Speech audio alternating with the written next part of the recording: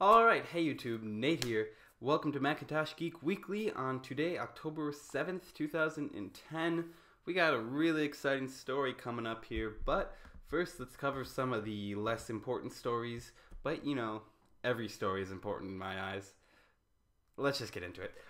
First things first, a component supplier to Apple, they supply iPad components, is estimating that Apple wants to ship 45 million iPads next year. Now this is kind of leading some speculation to confirm other speculations that people have had that the iPad mini, or whatever they're going to call it, is on the way. Most people are guessing that it's going to be a 7-inch screen compared to the 9.7-inch screen. So it'd be kind of like iPad, maybe, iPad mini, iPhone. Yeah, so I actually think an iPad mini would be probably a good idea on Apple's part, something in like the $200 to $399 probably price range. You know, a smaller screen is actually not such a bad thing. The iPad screen is very big, lot of workspace, but if you're just going to be using it to watch movies and do some apps and stuff like that, a smaller screen is really probably not a bad thing. So I do think, I probably have said it already, but the iPad mini would be a good move on Apple's part in my eyes, but it looks like we got some more oomph to back it up maybe. But for sure, Apple is trying to sell a lot more iPads this next coming year.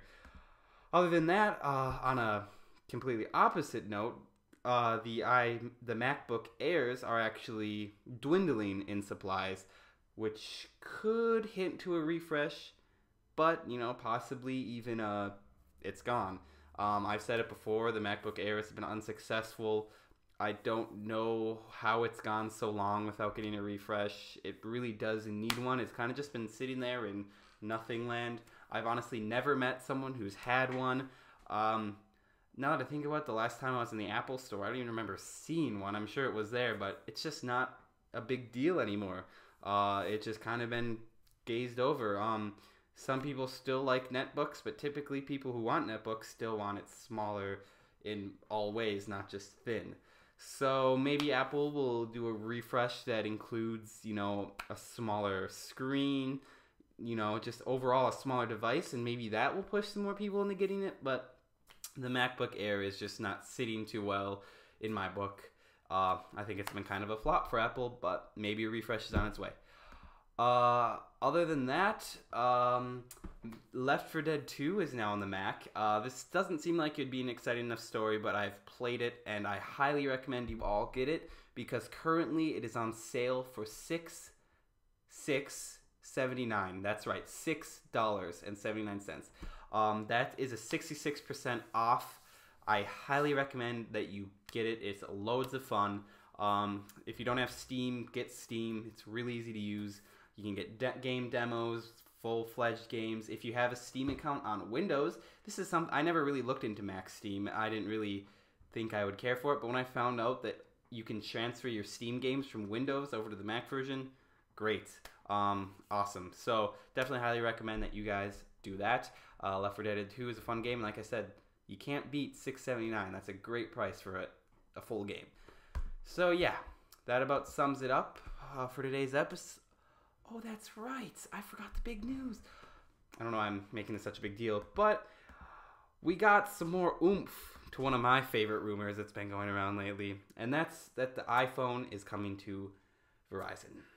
Now, rumors have been going around for this forever. I can't even count on both of my hands how many times I've heard this rumor.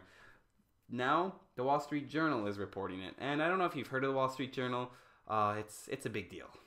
Okay. Yeah, so the Wall Street Journal is reporting that Apple has been working with Verizon, and they've come to a deal now, and a CDMA-capable iPhone 5 is on its way, but really it sounds like it's going to be an iPhone 4 that just has CDMI in it, so it's going to be kind of an iPhone 4.5, 4.25, I don't really know. It's kind of like how the 3GS was just adding the S on. Speed, woo! Except this one is CDMA. Go into Verizon. Now, CDMA is also supported by Sprint, so maybe Sprint will jump on the bandwagon eventually, but Apple is this huge corporation, and when it comes to working with Verizon, who is another huge corporation, obviously, some stuff is going to get kind of confused, maybe dropped at the wayside. We're going to see what happens. Verizon might have their own little tweaks for it. But I'm definitely excited because I'm sick of my Android with a broken screen, or my Droid with a broken screen, and honestly, I've just been waiting for this day to come. Hopefully, I can get the iPhone, stay on my family's family plan, pay them some money so I don't have to pay for the full price contract. I can get it a little cheaper, staying on my Verizon family plan, because I've actually already started kind of looking into maybe going to AT&T to get my own iPhone, but seeing as how I don't even have a job here in Winona yet, I kind of need to, take this one step at a time. That's an unrelated topic, though. But honestly, guys, I'm really excited. iPhone maybe coming to Verizon. Hopefully, in an upcoming video here, I can have more confirmation on that. But at the moment, it looks like it's already going to be ready for January 2011 because they already started mass production, supposedly, according to this article. So guys, this is really exciting. Obviously, an official announcement by either company has not been made yet.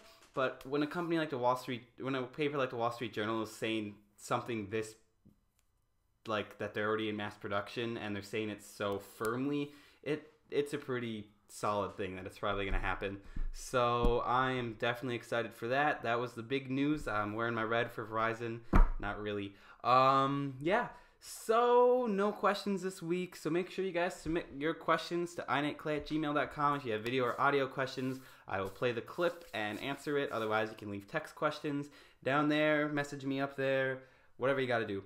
So make sure you follow me on Twitter for awesome updates. And other than that, thanks for watching. Go Twins. Kill the Yankees. It was a close game last night. So all you Yankee fans, good job. But I feel like we got this one tonight. So thanks for watching, guys, and I'll talk to you later. Or talk to the camera later, and you'll watch it.